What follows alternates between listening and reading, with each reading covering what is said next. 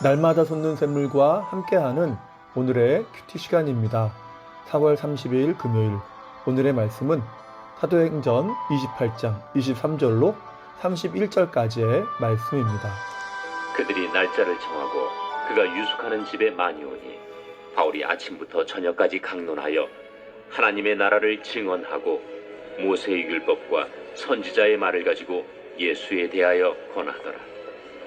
그 말을 믿는 사람도 있고 믿지 아니하는 사람도 있어 서로 맞지 아니하여 흩어질 때에 바울이 한 말로 이르되 성령이 선지자 이사야를 통하여 너희 조상들에게 말씀하신 것이 옳도다. 일러스되 이 백성에게 가서 말하기를 너희가 듣기는 들어도 도무지 깨닫지 못하며 보기는 보아도 도무지 알지 못하는도다. 이 백성들의 마음이 우둔하여져서 그 귀로는 둔하게 듣고 그 눈은 감았으니 이는 눈으로 보고 귀로 듣고 마음으로 깨달아 돌아오면 내가 고쳐줄까 함이라 하였으니 그런즉 하나님의 이 구원이 이방인에게로 보내어진 줄 안다. 그들은 그것을 들으리라.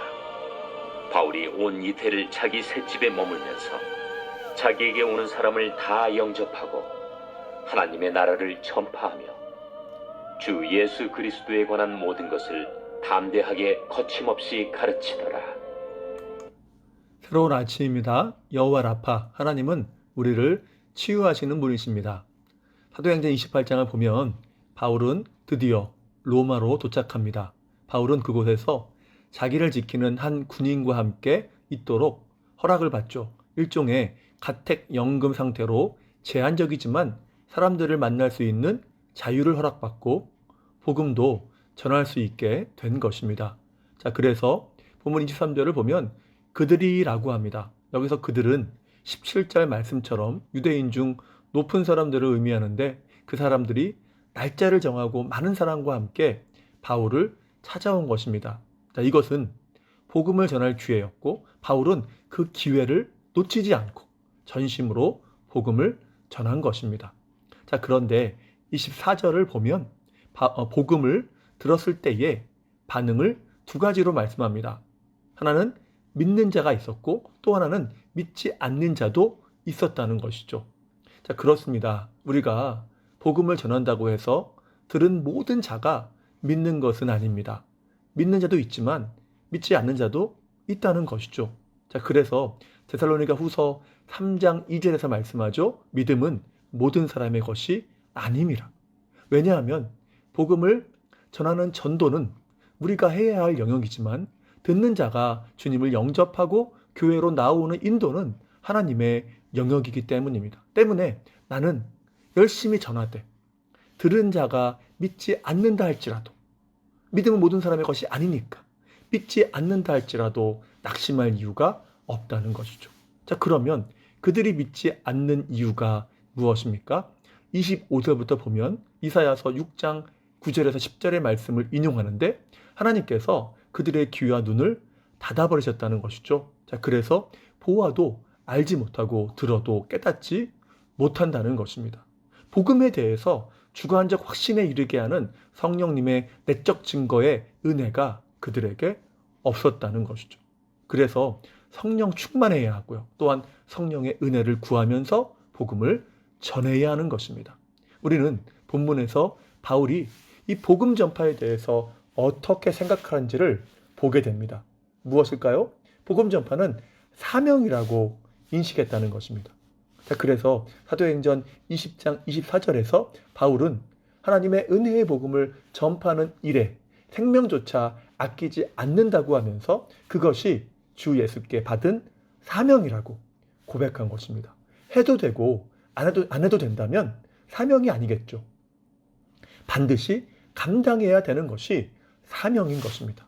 그래서 바울은 고린도전서 9장 16절에서 이렇게 고백합니다.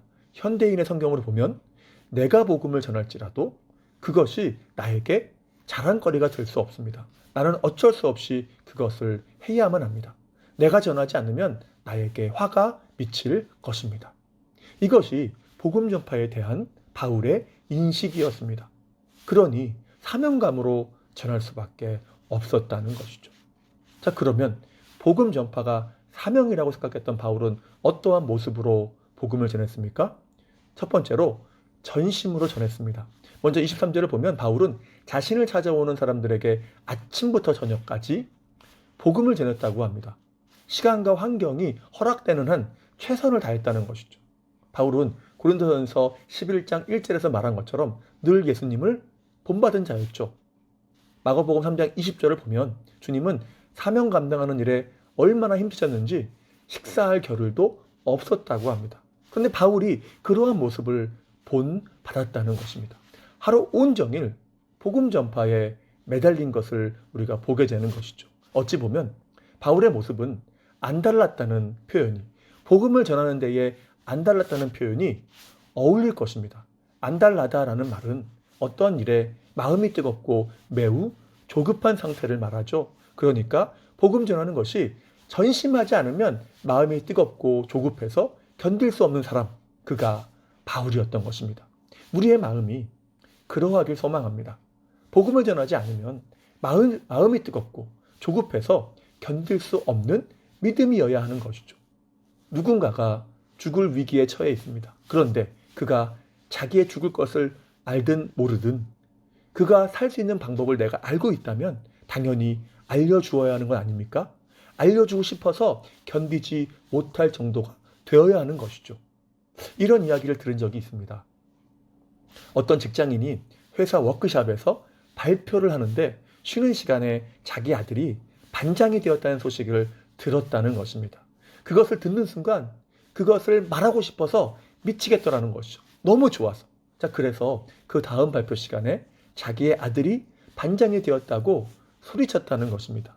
그러고 나니까 속이 시원하더라는 것이죠. 여러분, 아들이 반장이 되었다는 소식과는 비교할 수 없는 복된 소식이 복음 아닙니까? 그러면 당연히 전하고 싶어서 안달이 나는 것이 맞을 것입니다.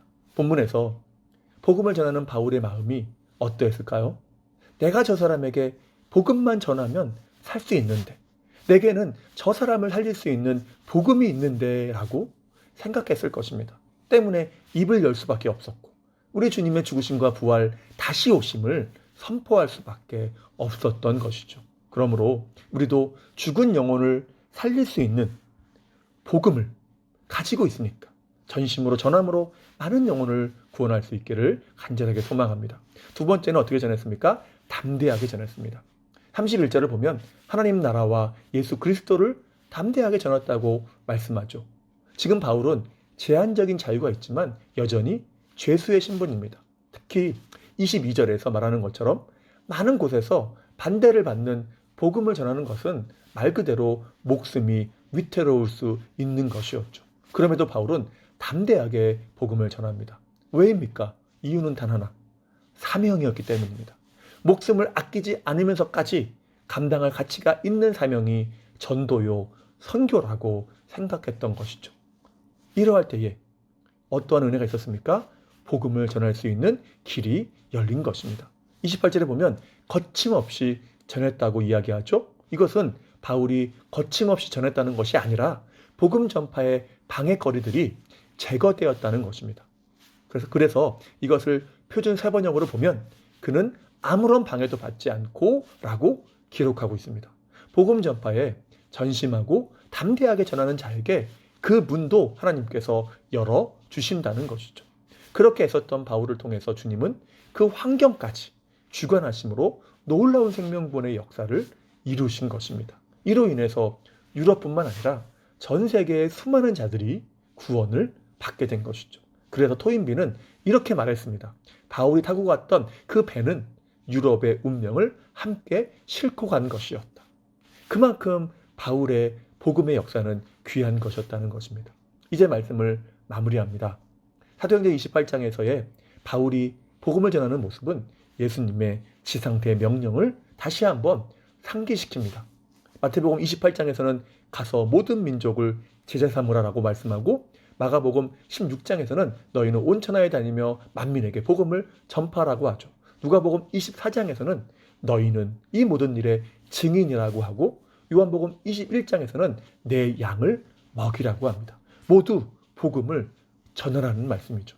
그만큼 복음 전파는 중요하다는 것입니다. 그러므로 이 전도와 선교는 우리가 반드시 감당해야 될 사명이니까 비록 우리가 전한다고 모두가 믿는 것은 아니라 할지라도 낙심하지 아니하고 전심으로 담대하게 전함으로 죽어가는 아니 죽어있는 영혼들을 살리고 하늘의 별과 같이 영원히 빛나는 복된 성도들 되시기를 주님의 이름으로 축복합니다. 기도하겠습니다. 사랑과 은혜가 충만하신 하나님 감사합니다. 우리의 일평생이 복음의 증인이 되게 도와주옵소서. 복음 전파는 해도 되고 안 해도 되는 것이 아니라 반드시 해야 하는 사명인 줄 믿사오니 전심으로 담대하게 전하게 하시고 그렇게 전할 때에 죽어있는 수많은 영혼들이 살아나며 주께로 돌아오는 생명구원의 역사를 이루는 복된 삶이 되게 도와주시옵소서. 오늘 하루의 삶을 의탁합니다. 은혜로 살게 하시고 믿음으로 승리하게 하시며 또한 필요한 모든 것으로 채워주시옵소서. 다시 한번 주님의 은혜를 간구하오며 예수님의 이름으로 기도하옵나이다. 아멘.